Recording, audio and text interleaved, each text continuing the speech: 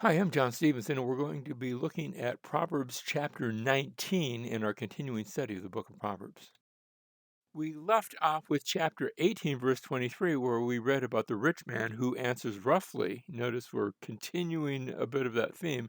Better is a poor man who walks in his integrity than he who is perverse in speech and is a fool. Notice the contrast with the rich, the poor versus the rich, but also the continuing idea of the speech, the one who answers roughly, and the one who is perverse in speech.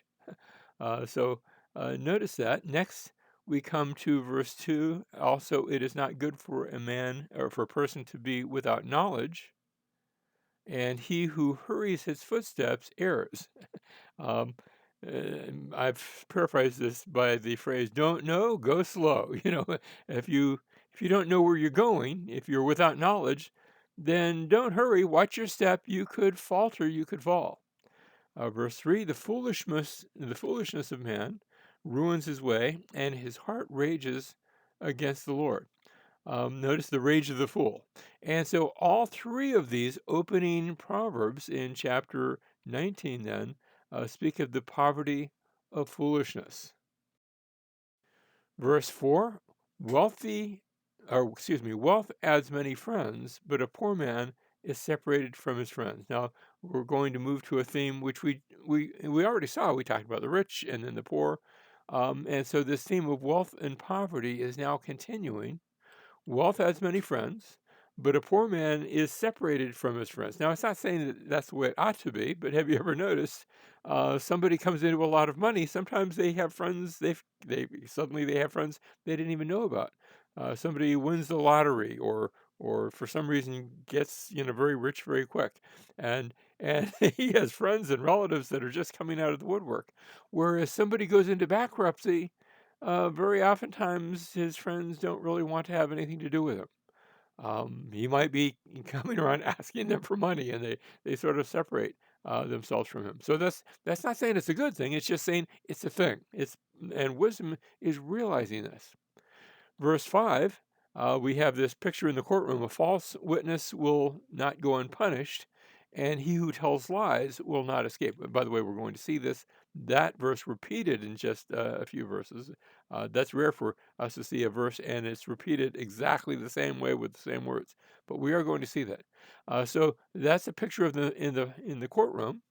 Remember, false witness, that's a bad thing. You're actually warned in one of the Ten Commandments, thou shalt not bear false witness.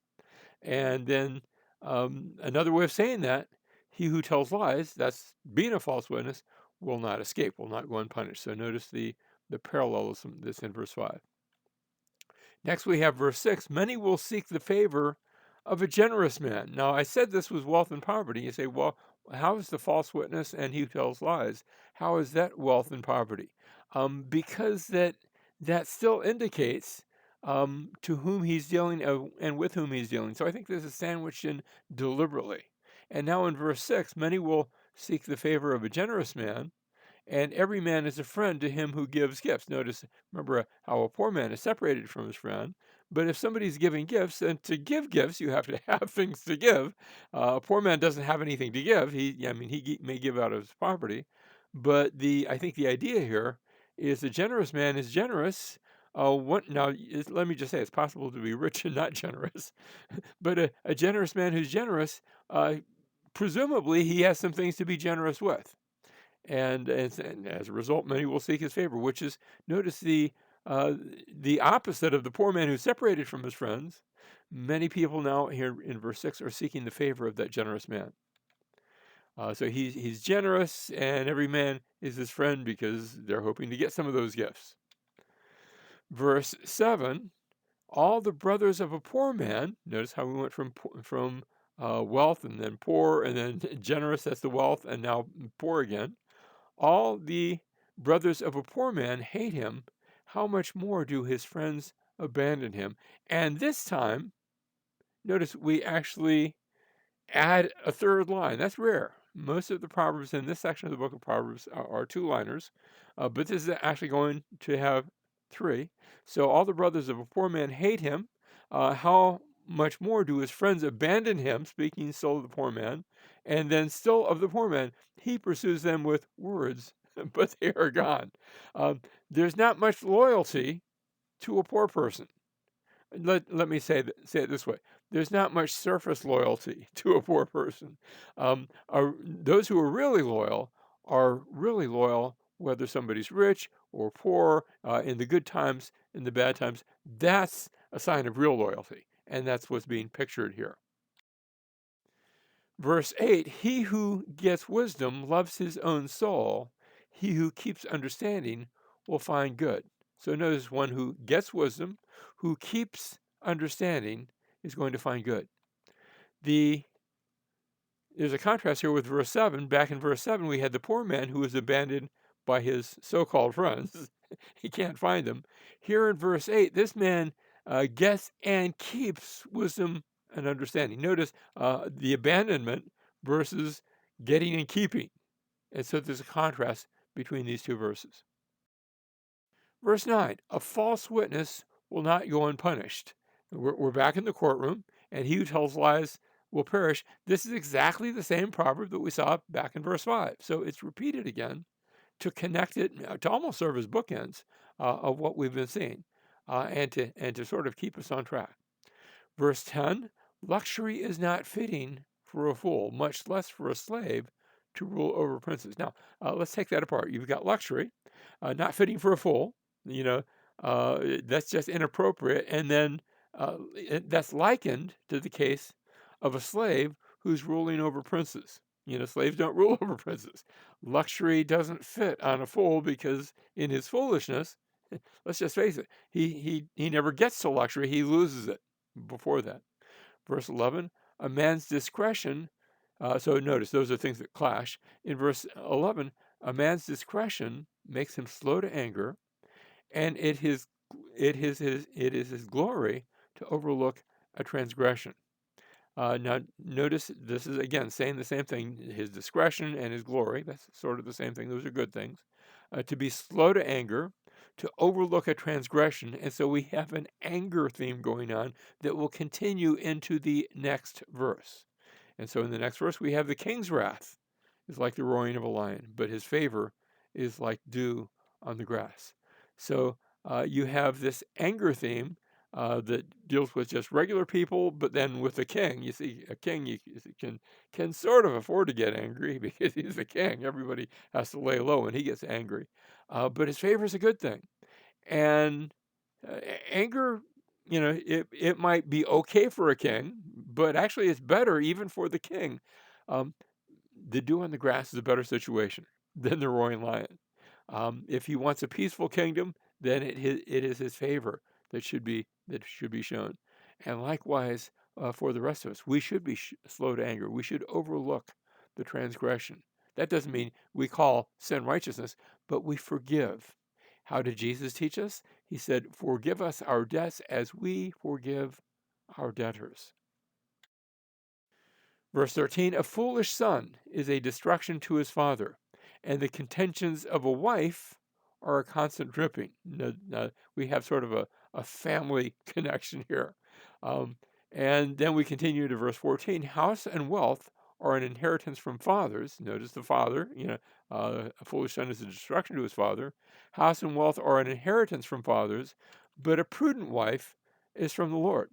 So we have this family theme, and we started in verse 13 with a bad situation, a foolish son, and the contentions of a wife. Those are not good things to have. And then we went from the bad to the good. House and wealth are inheritance from fathers. That's a positive.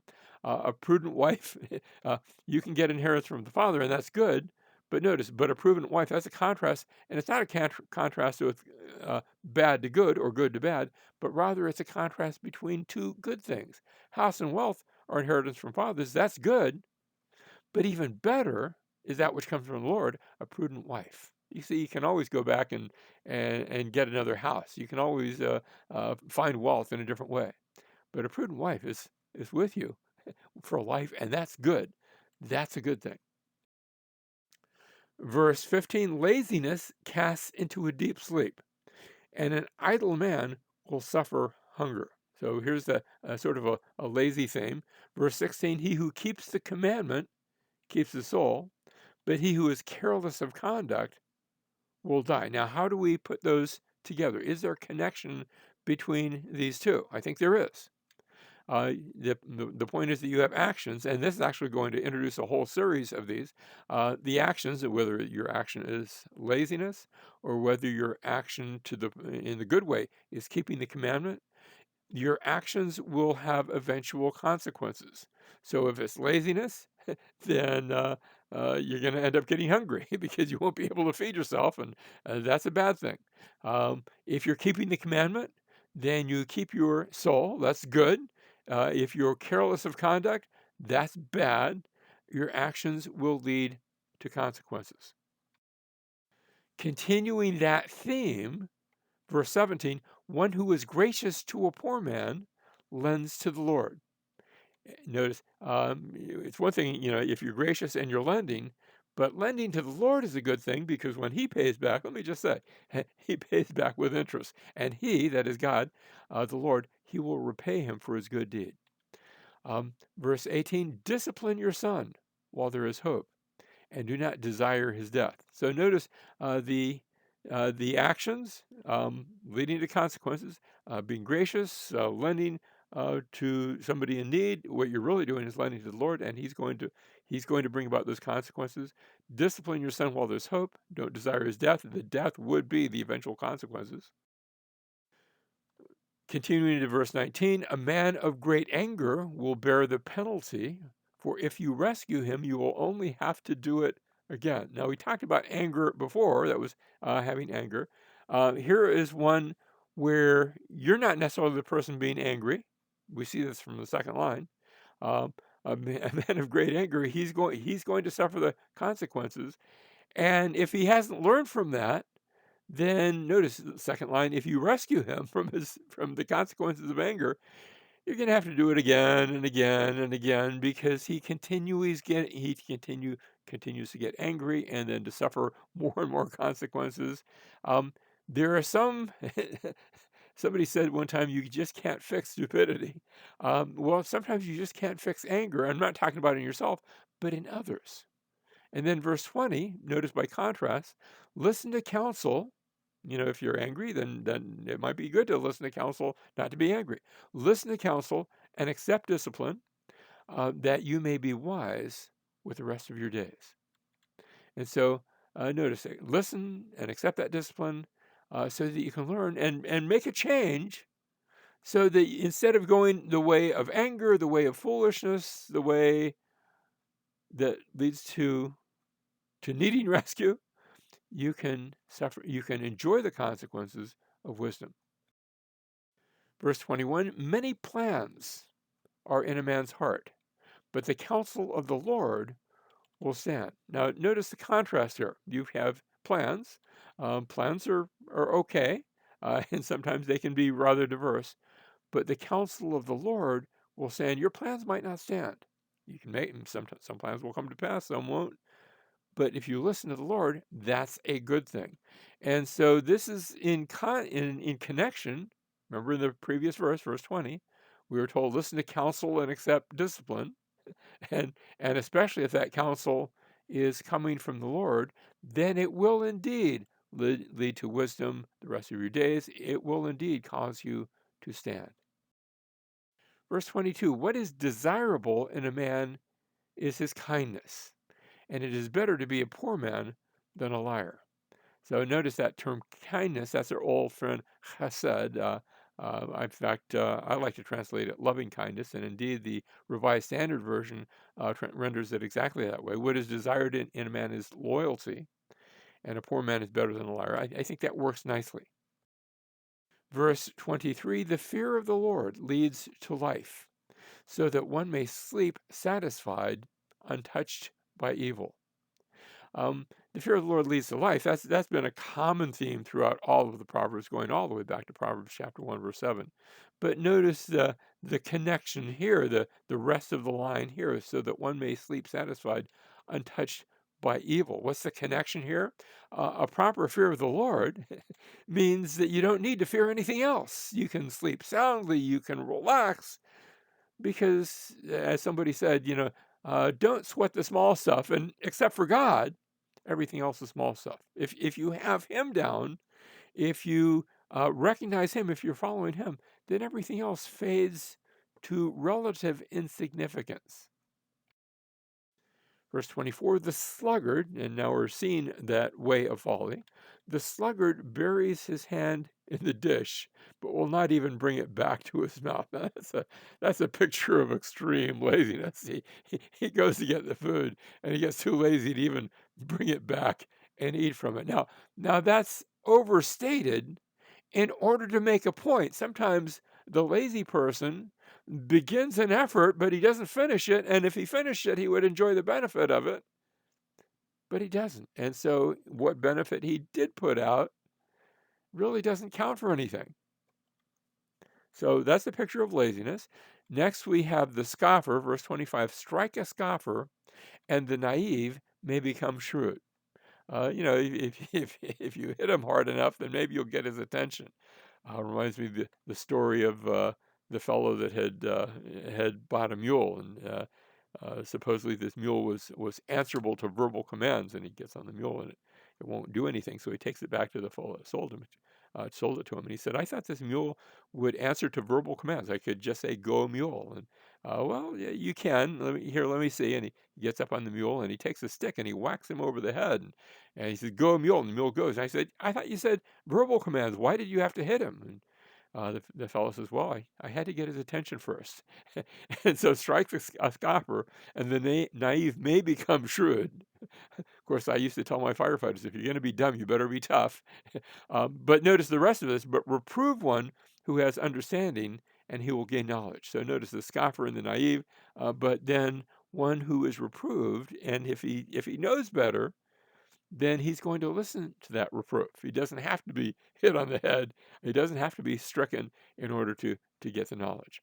Verse 26, he who assaults his father and drives his mother away is a shameful and disgraceful son. So notice in each of these cases, these are bad ways, the way of folly, the lazy person, the scoffer, the shameful and disgraceful son.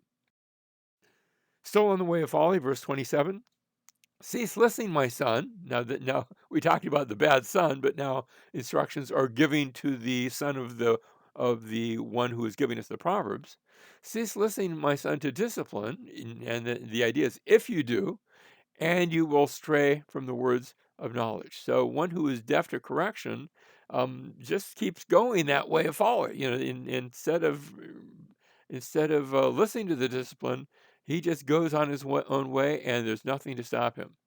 Verse 28, a rascally witness makes a mockery of justice, and the mouth of the wicked spreads iniquity. So here's the picture of a false witness. We've seen this earlier in this proverb. Um, he's both making a mockery of justice, but he's also spreading iniquity. He's spreading sin. Bad things are happening. He's reproducing in a bad way. Verse 29, judgments are preferred for scoffers, and blows for the back of fools. Now, I want you to notice here that term scoffer, uh, liets, and the word mockery that we saw when a rascally witness makes mockery. I put them both in green here. The reason I put the Hebrew there isn't so much about the meaning, but I just want you to hear it's the same word for both of them. So if we wanted to be consistent, and I like the way the Legacy Standard Version, that's the update of the New American Standard, um, it renders that verse 28, a rascally witness scoffs at justice, and then here in verse 29, judgments are prepared for scoffers. Uh, and they want you to hear that the Hebrew is using repetition there. And so good for that's a good update. Thanks, Legacy Standard Version. You did a nice job. And blows for the back of fools. So verse 29 then is our conclusion. Judgments are prepared for scoffers then, and blows for the back of fools, stating that the way of folly leads to judgment.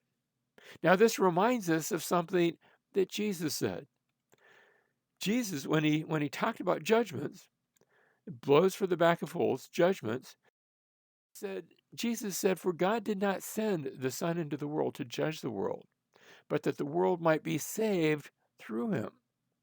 He goes on, he who believes in him is not judged, but he who does not believe has been judged already because he has not believed in the name of the only begotten Son of God.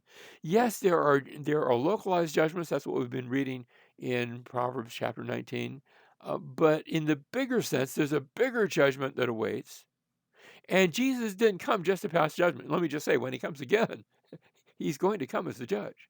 But in the meantime, if you accept him as the Son, if you hear him, if you believe in him, then you can be saved. You can find a respite, a rescue, a salvation from that judgment. But you need to turn to him. You need to entrust yourself to him. You need to believe in him as your Lord, as your Savior, believing in the name of the only begotten Son of God.